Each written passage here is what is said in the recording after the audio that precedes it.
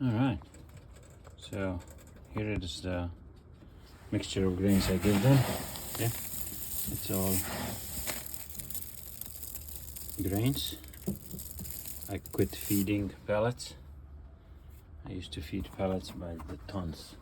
All those bags on the ceiling and oops, sorry, all these walls and the ceiling and everything. It's I stapled these as a insulation part, so there is no moisture going in and out. There's insulation underneath, I just didn't finish it, but this is all insulated. And then the bags, which I opened and I stapled on the ceiling on the 2x4s. And then I have the I don't know how this material is called. It's like a I think it's a 1/4 inch wide pressed material. Okay, get back to the topic. I always got adrift. So this is it. I'm buying them probably by the thousands of the pounds.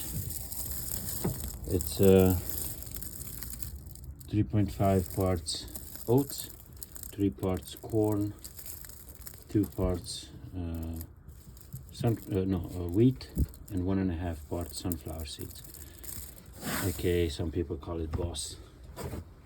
I don't know why people generalize on the internet.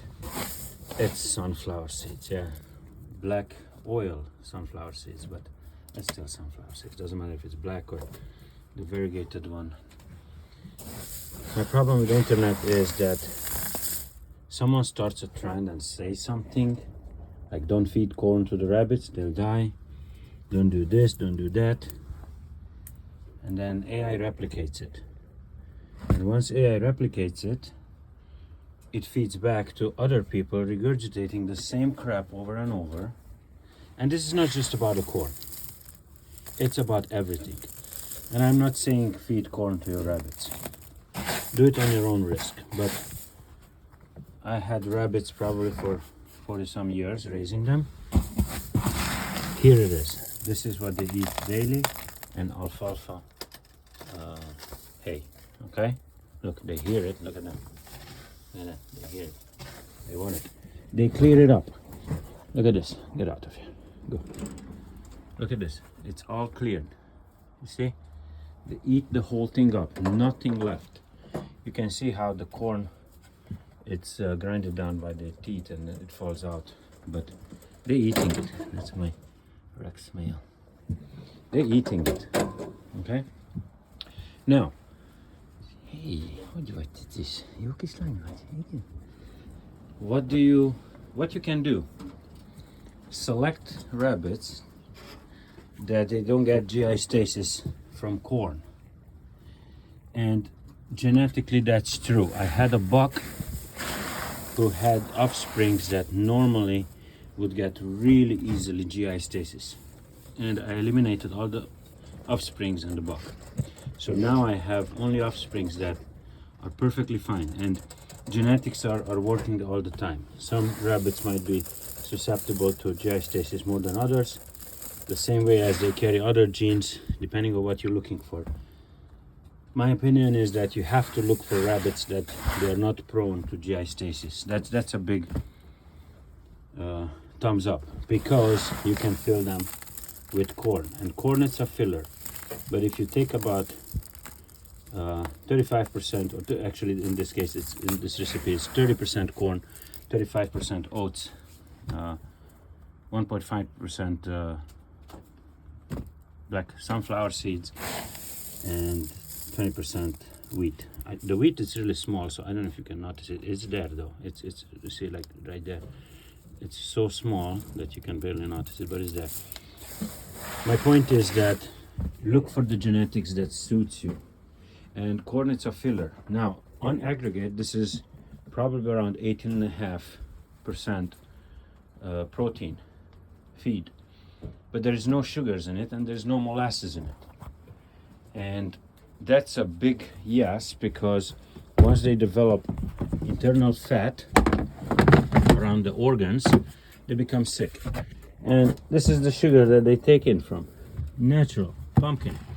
Now, yes, it's not sugar, it's fructose, because pumpkin is the fruit of a legume, And yes, there is sugar in the pumpkin, otherwise when you cook it, it wouldn't caramelize. And pumpkin, yes, is notorious for caramelizing, but they go crazy for it. I'm just gonna cut. Let me try to see how I can cut with one hand holding the phone. I have my trusty knife here. There you go. I'm just gonna pick a piece. There it is. Look at her. She's going crazy for it. Look, she's gonna pull that whole thing through. Watch it.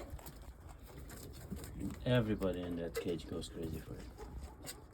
And they eat probably a day 3 or 4 times the size of that. 8 kids and the mom. And they don't get GI stasis. They don't get bloated. And corn. Now, once that they transmit the genetics, that's one thing. Second thing, and I'm a firm believer of that, is that the mom's gut bacteria, when they drink the milk, the mom's milk, and when they're eating her psychotropes, that's when her bacteria, gut bacteria, transfers to the kids. So now you have kids that are more immune to GI stasis because of a good gut bacteria that they inherit from the mom. And I have kids who are eating pumpkin during lactation, and they didn't even started eating hay yet they eat the pumpkin and they never get GI stasis. So now I'm thinking that even her milk might contain some bacteria that helps their gut flora to digest stuff like corn, pumpkin, and so forth. So that's about corn, eating corn. Yes, I do feed them corn.